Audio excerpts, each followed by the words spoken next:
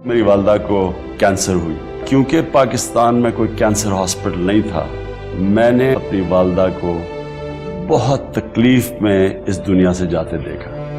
इस हादसे ने मुझे बदल दिया। सबसे बड़ा मेरे ज़हन में ख्याल आया कि एक गरीब घराने के अंदर कैंसर हो जाए तो उनके ऊपर क्या गुजरती हो। शौकत खानम मेमोरियल कैंसर अस्पताल एक बेटे की मां के लिए देरीना मोहब्बत और गरीबों के एहसास की लाजवाल दास्तान है। मुझे चोट लगी थी और दर्द होती थी पहले, फिर टांग टूट गई।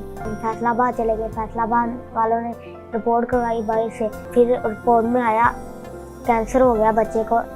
हमारी गली का एक डॉक्टर है, उन लोगों ने फिर कहा इसका शौकत खानम में इलाज होगा।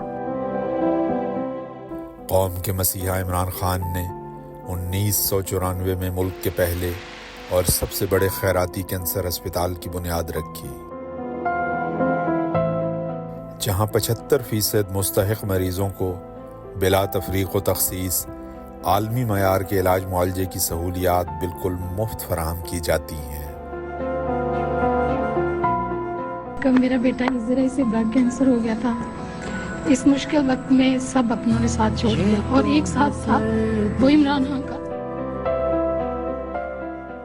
की वजह से आज मेरा बेटा बिल्कुल ठीक है और सेहतयाब है। मैं इमरान खान को दिल से दुआ देती हूँ। मेरी 5 साल की बेटी हबीबा, जो टीवी में भी इमरान खान साहब को देख लेना तो वो कहती इमरान खान साहब आ गया, वो चैनल वहीं पे रोक लेती है और खुश होती है और कहती है शौकत खानम जिंदाबाद, इमरान खान जिंदाबाद। अब तक लाखों मरीज बेहतरीन इलाज के बायस कैंसर जैसे मूजी मर्ज को शिकस्त देकर जिंदगी की जानिब लौट चुके हैं।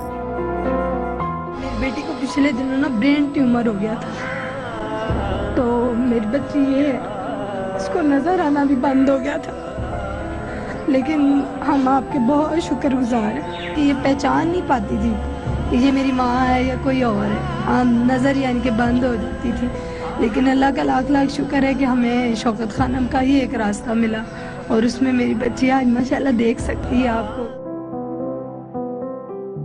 लाहौर और पेशावर के बाद अब कराची में भी state of the art cancer अस्पताल के क़याम का अमल जारी है।